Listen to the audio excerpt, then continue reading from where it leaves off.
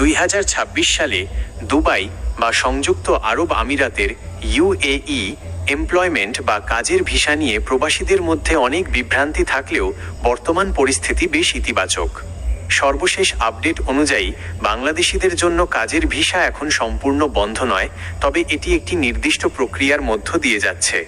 নিচে 2026 সালের Dubai employment ভিসার সর্বশেষ ও বাস্তব চিত্র তুলে ধরা হলো। 1.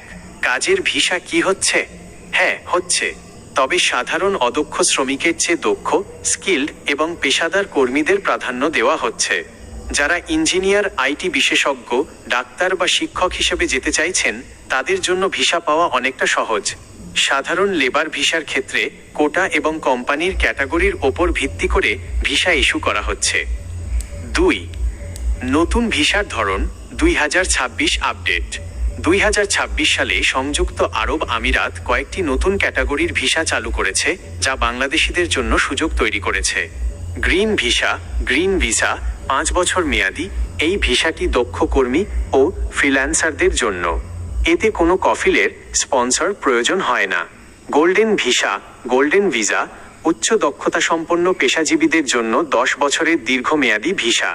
এআই স্পেশালিস্ট ভিসা আইটি সেক্টরের জন্য এটি নতুন একটি ক্যাটাগরি, যেখানে বিএমইটি ক্লিয়ারেন্স ছাড়াই দ্রুত প্রসেসিং সম্ভব হচ্ছে।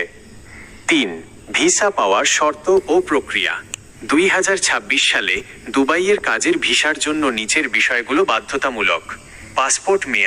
পাসপোর্টের মেয়াদ কমপক্ষে 6 মাস থাকতে হবে। নতুন নিয়ম অনুযায়ী পাসপোর্টের কভার পেজের কপিও স্ক্যান করতে হতে পারে। বিএমইটি স্মার্ট কার্ড দেশ ছাড়ার আগে বিএমইটি থেকে বায়োমেট্রিক সম্পন্ন করে স্মার্ট কার্ড নেওয়া বাধ্যতামূলক।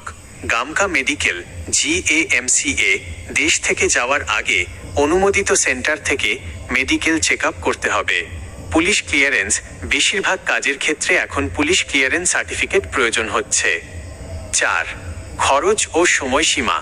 মোট খরচ কাজের ধরন ও কোম্পানির ওপর ভিত্তি করে 3000 থেকে 4000 দিরহাম, বাংলাদেশি টাকায় প্রায় 1,00,0001 টাকা পর্যন্ত হতে পারে, তবে এটি কোম্পানি ভেদে ভিন্ন হয়। সময় অফার লেটার থেকে শুরু করে ভিসা স্ট্যাম্পিং পর্যন্ত সাধারণত 4 থেকে 8 সপ্তাহ সময় লাগছে।